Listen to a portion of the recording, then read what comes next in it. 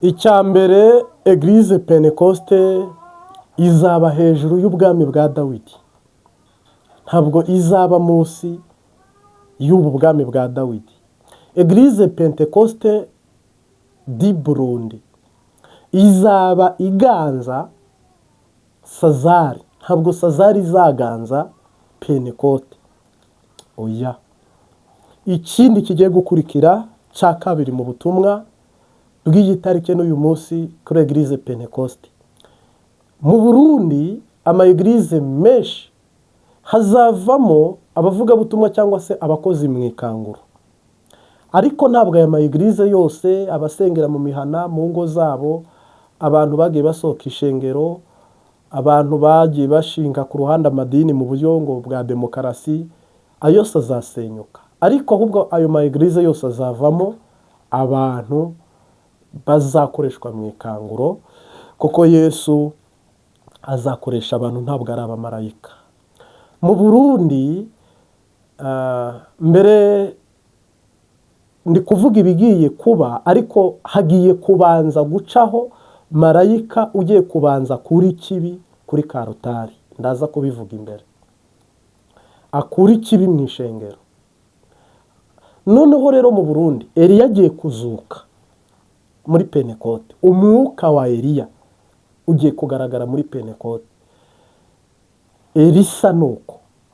Mose agiye gutwara ishengero, Yesuwa agiye gutwara ishengero. Ni ukuvuga Eglise Pentecoste yenda muraza kubagirira ishyari, cyangwa se munadutuke uko mugomba cyangwa uko mushaka, kubera ko iby'umwuka byumvwa n'abo mwuka. Eglise Pentecoste Kiremba izatwara ama eglise asigaye yose. Niho inyenyeri nkuru iri. Kandi aha hantu Ikiremba marayika azahashyira ikibanza kinini cyane, uzashobora guhonyora kubu butaka. Nta ndwara izagusigara mibaho mu isi. Uzashobora kugera kuri ubu butaka, kurimbuka biragoye. Hazaba hajyayo abantu baruta bagikibeho. Untahura unyumve neza. Eglise Pentecoste igiye kuzuka bushya. Kandi umukristo umwe wo mu ikanguro wo muri iki gihugu cy'u Burundi azajya aba nk'umuriro bacanye mu gihe cy'izuba ku musozi. Bijya bintu musoma muri Bibiliya byose bigiye kubaho. Ntuza Kigoma na Uvira, urufunguruzo ruri muri Pentecoste. Iyi Pentecoste mu kuzuka kwayo izabiba imbuto yitwa ivugabutumwa, ibimenyetso n'ibitangaza no twumiza. Nimvuga Pentecoste harimo abantu bahita bishima ngo jewe ngo Imana ishimwe ngo ndi muri Pentecoste. Yesu yaravuze ngo mwiririre n'urubyaro rwanyu murebe neza niba amazina yanyu yanditse mu gitabo cy'ubugingo. Ntimwihaye ko abadayimoni babumvira, ntimwihaye ko mukora biriya na biriya, ahubwo murebe ko mufite ubugingo buhoraho. Abantu bo muri Pentecoste genda bukeya tugendane. Hagiye kubaho inkomezi Pentecoste igiye guhabwa, kandi harandurwe imbuto umwanzi yabibye muri Pentecoste. Imbuto Satani yabibye n'izihe ndazivugamo imbere, nazo uri buzumve. Zigomba kurandurwa. Ni ukuvuga Yesu arazana inkoni abanza kubiti. Inzu yiwe abayiribata, iguriro, urudandazwa, amayeri yose, amangetengete yose akorerwamwo, ibintu nyine by'ubumaji biba birimo. Doke Satani wihishe mu ishengero quelque part ukuntu abakristo batabona ariko arimo, cyangwa batanumva ariko arimo, cyangwa batanasobanukiwe ariko arimo. Aho rero Yesu azanye itoroshi, amurika avutura, amurika ahushura, abihomvagure. Rero iyatangije umurimo mwiza ni ukuvuga ngo Eglise Pentecoste di Burundi. Iyi eglise navuga ngo umwami Yesu agiye kwishyira ku rutonde, kuko iyi eglise niyo ikanguro igiye gutanguriramo.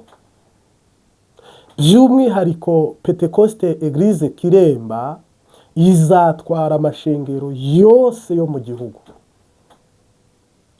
Igicaniro cy'ikiremba, iriba ry'ikiremba, marayika w'ikiremba, inyenyeri nkuru ya kiremba izatwara izindi nyenyeri zose zisigaye, nka kujya byagenze kwa Yosefu. Yosefu ngo yarose inzozi, arota umuba, imiba y'inkwi ihagaze, inkwi batasha mu ishyamba, imiba y'inkwi ihagaze, ngo abona iy'abandi yose iguye imbere y'uwe, kandi ngo abona ukwezi n'inyenyeri byikubise imbere ye. Ni ukuvuga rero Kiremba mu ikanguro izatwara Kayogora, itware Bujumbura, itware ndetse Nyanzarake, itware Kinama, itware ububwiriza, amamisiyoni. Kiremba ndabizi ko harimo abantu bahita bavuga ngo Kiremba ngo nta nubwo ari yavutse mbere kwanza. Oya, jewe nkubwira viziyo, iyerekwa Imana yatanze. Wowe ufise ibindi nawe ni ngombwa ko nawe ibyo bindi ufise ubirorera ku mpamvu z'iwawe. Egome untahure rero, iyi message irakomeye kandi irihuta, n'iyishengero. Marayika agomba marayika wahawe ishingano, marayika wahawe gutegura ishengero, agomba gukuramo Kayizari mu ishengero cyangwa se Sazari mu ishengero. Ni ukuvuga ngo ishengero yatanguye neza, iregwa neza, igaburirwa byiza, ikura neza. Mugabe igeze imbere hari imitego shetani yayiteze, ariyo yatumye ishengero ideviya. Satani yabateze Kayizari, CNDD-FDD itaragaba, yasanze Pentecoste imeze neza 100%. Uwareze Rameki mwabonye hano ku ifoto, uwareze ndi ku nkiko Eri cyangwa se Eri y'umuhanuzi, navuga ngo iyi ni Pentecoste yababyaye. Kandi aba n'abashinga ntahe nge ntapfundura n'udushumi tw'inkweto zabo cyane rwose. Aba ni ba Eliya, ni ba Elisa. Aba bakoze igikorwa gikomeye ku rwego ruhambaye. Nyuma yabo n'igihe cyabo hagiye hinjiramwo abandi bantu, ariko nk'intumwa za shetani zagiye zinjira mu ishengero, zinjira zihawe misiyo, zinjira zihawe kuvurunganya no kuvuruguta ibintu, imidugararo n'imidurumbagatanya mu ntama. Zimwe ziradyana, zimwe ziva mu ishengero, izindi zigumamo, abandi bafata icyemezo cyo gusengera mu mihana yabo. Mu busanzwe ntabwo ariko Yesu arera, ariko ubishengero yavuye ku rutonde iva no ku murongo. Rero hari marayika wahawe misiyo yo gukura Kayizari mu ishengero. Hari marayika wahawe misiyo yo gukura amafaranga imbere mu ishengero. Hari marayika wahawe misiyo yo kwigisha abagore kwambara neza n'abakobwa. Hari marayika ufise misiyo yo gutondeka abagabo mu ishengero, bakaba abagabo b'ibyitegerereza, abashinga ntahe. Ku buryo uzajya uvuga ngo abakweri barakwiriye igikorwa, nta poketi, nta dawoni, nta mukondawuti, nta mini, nta ki. Donc hagiye kubaho marayika dirija. Marayika agiye kuzana inkoni, kandi agiye kwiyigishiriza, kandi agiye gushyira ku rutonde no gukosora ibintu abungeri bavangavanze, ibintu satani yatesheje umurongo akabyica nabi. Marayika agiye guhomvagura, agiye kumena urudandazwa ruri mu ishengero, agiye gusohora Tobiya na Sanibalati mu ishengero. Yesu agiye kugwana muri Eglise Pentekoste. Hari inzamba tuvugije kugira ngo uwiyina yihane inzira zigishoboka, kubera ko Eglise Pentekoste igiye gukoreshwa ibimenyetso, ibitangaza n'utwumiza. Ntabwo Eglise Roche irimo mu ikanguro, oyayi. Kandi ninyivuga aha ntabwo nyivuze kubera ko ari inzinduye. Hari n'andi ma Eglise menshi mu Burundi rwose azafutwa. Mu Burundi ntago amashengero menshi yatangujwe mu mugambi no mu ntego w'ubwisanzure, ibyo bita ngo demokarasi, ngo Kristo yazanye. Mugabe ibyo bintu byose Yesu agiye kubihomvagura cyane rwose, cyane. Abihomvagure, abimenagure, namara atanguze ishengero ari izahagurukana ikanguro mu gihugu cyose, Afurika yose, mu isi yose. Umwe yaravuze ngo koko hari abatarapfukamiye Bayali muri Pentekoste, n'ubu barimo, n'ubu harimo abantu b'umutima bazi kuvuga nk'abakristo, bazi imyambarire ya gikristo, bazi ishengero icyo ari cyo, bakajugumira bagaha icyubahiro Yesu Kristo mu ishengero yiwe. Harimo n'abandi bashyize amahera imbere, abandi bashyira amoko imbere, abandi bashyira imigambwe imbere, abandi bashyira politiki imbere, abandi baba abahagarariye leta muri Eglise. Mungu wangu, mwese Yesu agiye kubasohora. Mwebwe mufise ibikorwa bya shetani muri Eglise, Yesu agiye kubasohora nabi kandi inkoni, kubera ko ishengero yarinjiriwe, ishengero yaratewe. Ntabwo rero ishengero imeze uko yahita ihagurukana ubutumwa bwiza bumugurura, buhumura, buziburura ibipfamatwi, buhagurutsa ibirema, buvugisha ibiragi. Ivugabutumwa rigiye guhaguruka ni ivugabutumwa rizaba riri hejuru ya Kayizari cyangwa se Sazari. Nta muntu uzatwara mu Burundi ngo namara atware n'ishengero. Nta perezida cyangwa umwami uzayobora Burundi uyu Dawidi duhanura ava, cyangwa se na nyuma y'ubu butumwa tuzamuvugaho Dawidi. Ntabwo Dawidi azabaje kuvanga ishengero, oyaye. Ishengero izigenga, ishengero izakora ibitunganye mukuri. Ishengero izajya yimika isengera umwami, isengera igihugu cyane rwose. Bazahuza kandi bazubahana. Ntabwo ari ubu ngubu, ntabwo ari ibi, ntabwo ari uruhenda abana. Nta nubwo Pentekoste, ndabizi yenda muraza kuntera amabuye muvuge ngo impamvu ngo nuko uba muri Pentekoste, ngo impamvu ngo nuko uyikunda.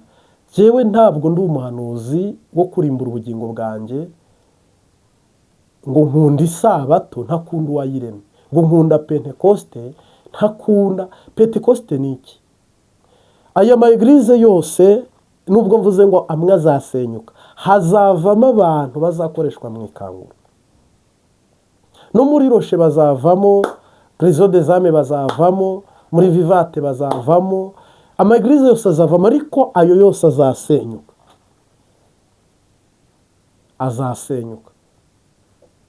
Hazasigara rero ishengero Yesu azaha umurongo uko abigomba n'uko abishaka. Eglise buno iri mu bwoba, buno iri mu bwoba, buno iri mu gitutu, iri gukorera ku jisho. Eglise iri gukora mu gihe iri gusarura amahera menshi cyane, mugabo iby'impwemu igasarura bike cyane. Rero Pentekoste Yesu agiye kuyitanguza kujya ava yari yaratanguye imeze. Bazayikarishya bayityaze abamarayika kurushiriza hariya. Nkurahiye uhoraho, nta muntu uzahagarara kuri Karutari adakijijwe ku mutima n'umubiri, do azahagwa. Nkurahiye uhoraho wampamagaye, hano kuri Karutari hazaba hica umuntu bakamushyingura akajya mu kaburi cyane rwose. Bizaba biri ku rutonde, bimwe abaririmbyi bagendaga hajya imbere bagatonda, waraye mu kabari, waraye mu bumarayu, waraye mu busumu, waraye mu barozi, wavuye mu bapfumu, kubera ko atanze amahera cyangwa se ari umuntu ukomeye muri korari, akaza agahita ajya hajya imbere agahagarara akigisha. Wigisha ibya leta, wigisha ibitari iby'Imana. Hano iyi Karutari iminota uzajya uhahagarara, umuntu ubone arahagaze yikubise hasi ahise apfa, cyangwa agwaye umutwe pararize, kuvuga biramunaniye ahagarara be nk'igishinga cy'umunyu cya mukaroti. Mwebwe hari ibintu rero duhanura ukumva ko ari ibintu ngo turi guhanura, ngo Pentekoste ukayibona mu ndorerwamo y'umubiri, mukayirebera muri televiseri zitabona z'umubiri, ukayishyira muri siyase, ugakurura ugatekereza ngo ubwizaba ari Pentekote, ngo abapasitoro bambare kositime, abamama bambare imyitero n'imikenyero, imvutano cyangwa se amaniro mu kinyarwanda, nitumara twinjire gusenga. Marayika azaba ari ku muryango, bazatinya guhinguka imbere ye, bazahinduka ubwoba busa no kwiyambura iyo myambaro mibi Yesu akwambikiye y'ubukwe, ogejwe na Yesu watunganyijwe n'amaraso, haraho yaguhagije amaraso, mbese imyambaro yawe irera. Ni indirimbo nziza, ni indirimbo nziza y'ikanguro, ni indirimbo nziza y'ivugabutumwa, mu butumwa tuba dutambutsa, icyubahiro kibe icya Data. Jewe iyo njya kuvuga ibi mbafite ubwoba, mbanjugumira mvuga ngo none ndabigenza nte, nzahagarara he, nzinjira nte ko ndi umunyabyaha. Ese hararokoka nde, harasigara nde? Nkimagina, nkatekereza, nkamedita, kavuga ngo biteye ubwoba, Uwiteka uturengera amazi atararenga inkombe. Kubera ko uru rusengero marayika azarugotesha imbaraga zidasanzwe, azarushyiraho uburinzi budasanzwe. Nta kuvuga ngo ni umushinga amateka, nta bicanyi bahinjira, my friend. Nta musazi uzongera kuza guterana, bazajya babasengera bakire nka kujya kera. Ibi byanditse muri Bibiliya nibyo bigiye kuba basi, kugira ngo ntahure unyumve neza. Rero hano Yesu agiye kubanza ahumura abantu, akangura abantu, azura abantu. Nibamara gukanguka, kuzuka, kubona, kwihweza, kwitegereza, barakoreshwa ibitangaza no twumiza naho buno bari impumyi buno biragoye. Eglise Pentecoste impamvu ariyo Yesu yashyize imbere, impamvu ariyo navuga ngo iri imbere ko ama eglise yose, intama zasanzaye, izahunze, iziri mu muhana, iziba hehe na hehe zizagaruka. Bariya bose utarapfuye akaba ahari afise umuriro wa Pentecote bazagaruka, kandi bazagaruka bemanga ukuri, bazagaruka ari abantu badasanzwe. Ntabwo hagiye kubaho abamarayika, n'abantu Yesu agiye kuzakoresha imirimo n'ibitangaza. Rero Sazari igiye gutwara, n'uzatwara ishengero, ntabwo hazongera kubaho ngo Kinama irigenga, ngo Bujumbura irigenga, ngo Kayogoro irigenga, ngo Kirembe irigenga. Pentecote yose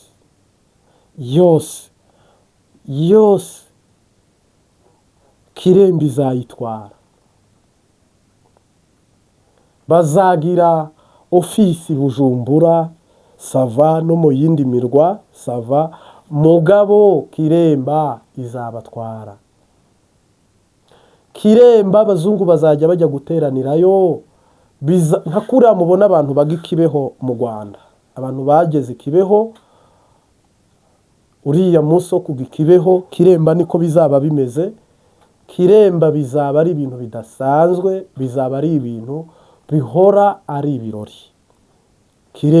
Kiremba n'ubutaka buzaba ari butagatifu. Hari ahantu Imana izakorotira ku buryo uzajya agirirwa ubuntu akahagera, azaba yejejwe, ahabwa ubugingo buhoraho iteka ryose. Nta ndwara n'imwe izaba itari gukira, ntayo. Kiremba mwebwe ntimushobora kubyumva. Kiremba izaba iri profesiyoneri, rizaba ari itara riri kwakira isi yose.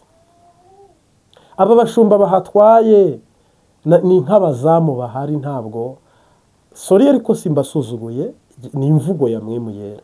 Ni nk'abazamu bahari bategereje shebuja ko ari buze bakugurura, hama we agakora ibyo agomba. Uko niko kuri. Ntihagire umbona nabi ngo nabagaye, ntabwo ni ababyeyi bacu, ni abungeri bacu. Sariyuti mugabo muri abazamu, hari umuntu ugiye kuza, nyirishengero. Hari abakozi agiye gutuma, hari imbaraga zigiye kuhamanukira.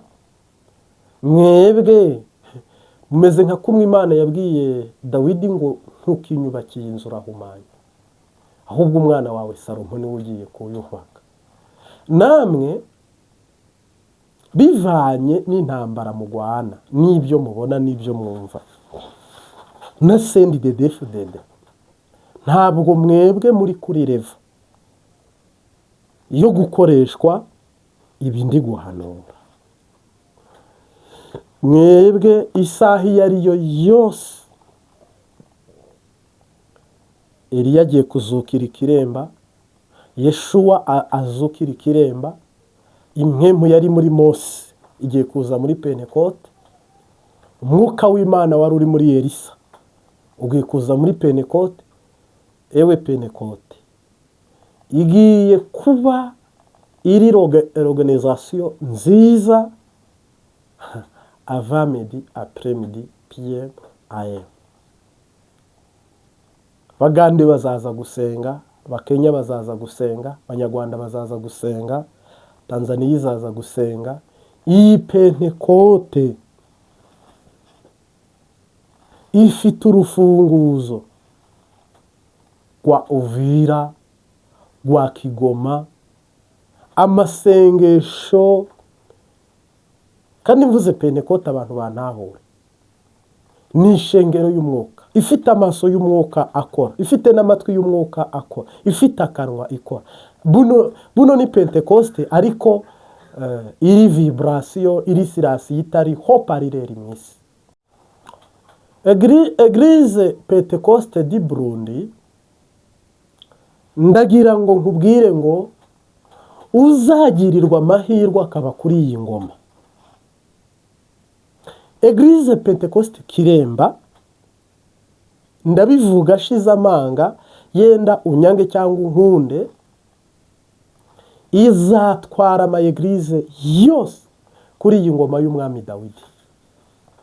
Eglise Pentekoste Kiremba, ntabwo uku Pentekoste y'i Burundi abantu nyine usanga ngo Bujumbura irigenga, Kiremba irigenga, Kayogoro irigenga, n'ahandi izindi misiyoni zitandukanye.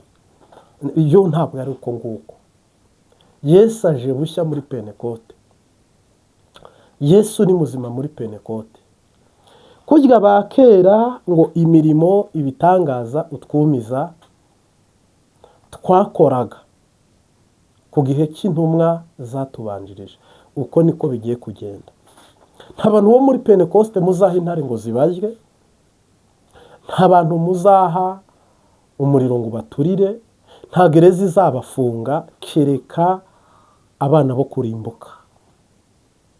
Pentekoste mu gihugu nta muntu uzayigerageza, nta n'ubwo izageragezwa. Abantu bazageragezwa muri Pentekoste bazaba bari mu butumwa bwiza mu bihugu bitandukanye byo hanze, ariko ntawe uzabashobora kuko bazajyana bwa butware n'ubushobozi buva muri Kristo Yesu. Pentekoste umuntu umwe azajya yatsa umuriro mu gihugu cyose, umwe. Niba umuntu umwe agiye Zambia, birahagije ko acana umuriro Zambia yose. Iyi ntumwa zigiye gutangura rero, ariko zitangure zijyana ubutumwa mu isi yose, ava yuko izi ntumwa zihaguruka. Pentekoste iriho mu Burundi mu kwizera irashaje, no mu kwigisha irashaje, no mu bikorwa irashaje, no umutama, no mu kurebesha amaso y'impwempi irashaje, no mu gukora ibikorwa byungura Kristo irashaje. Yakubiswe inkoni nyinshi, irahondagurwa cyane, shitani ayitega imitego myinshi, igenda igwamo ihorobamo. Ibyo bintu byose Yesu agiye kubanza bikureho, hama moteri bayatse bushyashya, niba ari ukuyiroviza kamasi jui, niba ariko kimwe cyo Yesu agiye gutangiza amaboko mashya n'ibirenge bishya by'ivugabutumwa muri Pentekoste. Ni nabyo bya nyuma y'ubwo muzabona Mesiya, ubwami bwe buje. Rero Uburundi ni igihugu cyatoranyijwe muri Afurika, shengeri izaturukamo, no mu Burayi birahari, no muri Amerika birahari. Ntabwo ari Uburundi gusa, ariko muri Afurika ntabwo byarenga bitatu. U Rwanda n'Uburundi buriya ni igihugu kimwe, ariko isoko ibifite ahantu iri, ariko umwuka ukanyabagira hose. Urumva n'ubundi u Rwanda n'Uburundi bahuza ururimi. Ibiri Uburundi biba biri mu Rwanda, kamemu na misiyoneri bakiriye n'umwe, n'umwami n'umwe, n'ijuru ni rimwe, n'umwanzi n'umwe. Navuga ngo ibi bigiye kuba nibyo hagiye kubanza gukuraho ikibi, hama bakarojistira icyiza, ariko nabwo ni abamarayika n'ijuru. Rero iyi message isa naho igoye kuyumva, kugira ngo uyisobanukirwe cyangwa uyitahure. Yesu agiye gutangiza ishengero shya, ifite byose, ikora byose, kandi ishoboye byose mu by'umwuka no mu by'umubiri. Noneho iyo yari iriho yatsinzwe muri byose, vraiment ntabwo ishoboye, ntibashije kubandanya urugendo imeze uko, ahubwo igenda yonda yonda yonda yonda yonda. Ubu rero bagiye kuyigaburira bushasha bisha, data ahabwe icyubahiro. Hari umuntu wabajije ngo isabato ariyo samedi n'isabato ariyo dimashi umunsi wemewe n'uwahe? Umunsi wemewe ni uwa gatandatu kuri kalendari y'Abisirayeli. Kuri kalendari y'Abaromani bakoroneje Afurika ni uwa karindwi ariwo dimashi ku Bafaransa muri koloni y'Abafaransa. Iyo minsi uko ari ibiri yose ni iminsi yatoranyijwe n'Imana, yose wemere gusengeraho data mu buryo bwo kwiyiriza ubusa cyangwa guhagarika ibikorwa byawe byose. Ndi gusubiza umuntu hano wambajije ikibazo, ubundi ce mbandanya. Ubu rero usenga dimashi, usenga samedi, byose no problem. Ahubwo nta munsi wo gukora ibyiza Bibiliya ifite, nta n'umunsi wo gukora ibibi Bibiliya igira. Ahubwo ukora ibyiza abikora amanywa na nijoro ibihe byose. Nushaka uzasengerende. Noneho Bibiliya n'abantu ugabitanya nawe abandanye mu byiwe. Rero ntabwo turi mu migenzo y'isabato indi minsi ngo tuyihindure isanzwe. Ahubwo uwezwa yezwa ryari ku kanini n'agati bihe, kuko Yesu yaravuze ngo muhore mwiteguye kuko mutazi umunsi n'isaha. Ntabwo yavuze samedi cyangwa dimanche cyangwa vendredi cyangwa jeudi cyangwa mercredi cyangwa mardi cyangwa lundi. Oya, muhore mwiteguye kuko mutazi umunsi n'isaha. Tubiherezaho n'ibyo. Kuwa gatandatu sava, haruta kuwa Mungu hagakurikira. Kuko Bibiliya ivuze iravuga ngo ku isabato iraparika byose. Kuwa mbere iminsi irindwi rero ni kuwa Mungu. Mbandanyije ubutumwa, hagiye kubaho, hagiye kuza ingoma nshya muri Pentecost. Uri kurazabimenya, n'uri hafi azabimenya. Abungeri benshi bariho buno, harimo benshi rwose batari bukoreshwe mu ikanguro. Abakristo benshi bariho buno, harimo abakristo benshi batari bukoreshwe. Ni nka kuriya igisirikare iyo kiri kwangaje, kiba gikeneye abaganga, abarimu, abigisha imikino njyarugamba, abashoferi, kiba gikeneye abakanishi. Na Yesu ishengero agiye gutanguza ikenewemwo abantu b'ingeri zose. Nutoranwa amen, batagutoranyije ihangane. Ariko sahizi ni akaryo keza ko kwirimbura ukihana ukareka ikibi n'igisa nacyo.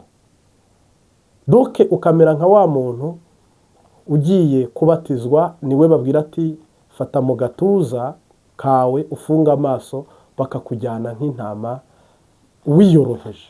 Ba nk'umwana muto, Yesu azagukoresha ibyo agomba.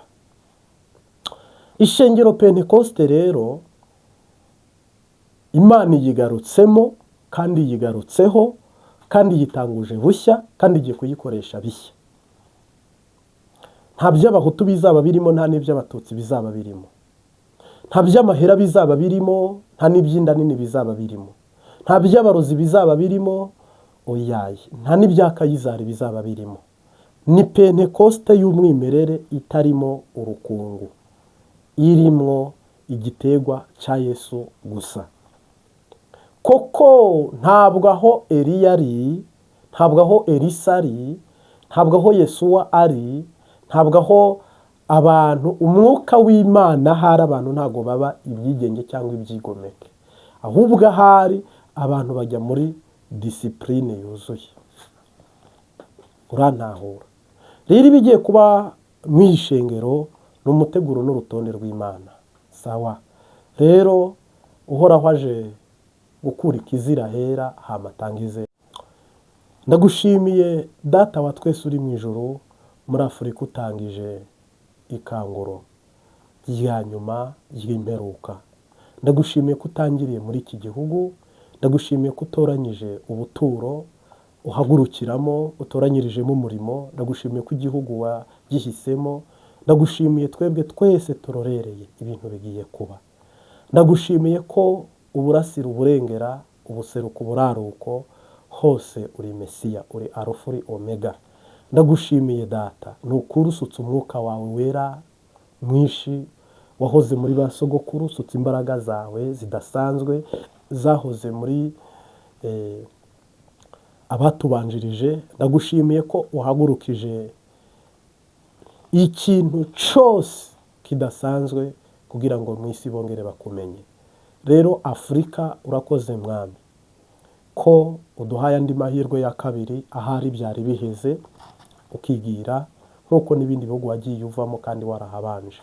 None rero ko uduhaye andi mahirwe yo kugaruka, ni akaryo keza kuko natwe tugiye kuba muri Kanani dukijijwe kandi bikaduhesha ubugingo buhoraho. Amaboko yacu n'intambwe zacu bigukurikira ubudasiba, uturinde ishyari na Tobiya na Sanibarati, uduhe rero kuzigamwa kandi uguteza ugutwi ku Mbabazi TV gatatu umuraganwa na Kristo, dutangirire iburyo tuzasoreza iburyo mwami. Rero ndagushimiye, uzigama abawe, ubarinde umubi, mu izina rya Data n'Umwana n'Umwuka wera, amen.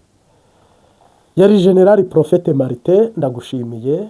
Kandi generali ntabwo ni izina Yesu yampaye mu mpwemu, ubwo amagume yabaga i Bujumbura aheze, ntahunze numviye Imana kandi ntahagaze mu ivugabutumwa, kubwo amagume yari ahari, ntatinye, nabonye nanjye marayika ampa ubwo buntu mbugirirwa. Nimbivuga rero ntukajye wango nishyize hejuru, oyaye nje nabihawe uko, nta nubwo iyo nza kuba mvuga ngo nibyo nihaye, nako sibikane. Jewe ndi umuntu mutoya kuri wewe, ntabwo Imana mpaye umwuka wera, ntacyo kwihaya afite, ahubwo ndarizwa nuko ntakorera Imana uko bikwiye. Uragwaye, urashonje ijambo rya Yesu, ufise ingorane mu buryo bw'umubiri, simbasha kuyisubiza. Ibyo rero mba nkubwira ngo ndakomeye, oyaye hakomeye Data n'Umwami Yesu. Twebwe dushobozwa byose na Kristo duha inkomezi. Nibi niwe, ibyo utahuye ame, ibyo udatahuye urorere, Yesu azironkera igitambo. Kandi ni ingaruka yenda yampaye, kuko iyi ni message ampa, nagira ukunda yimpa nzayibaha neza. Yego, turagushimira rero we wabanye natwe, tukwifurije imbere heza mu izina ry'Umunyanazareti, amen. Ngaho rero mbwire ngo urakire, kandi nanjye ndavuze ngo asante. Tokiye.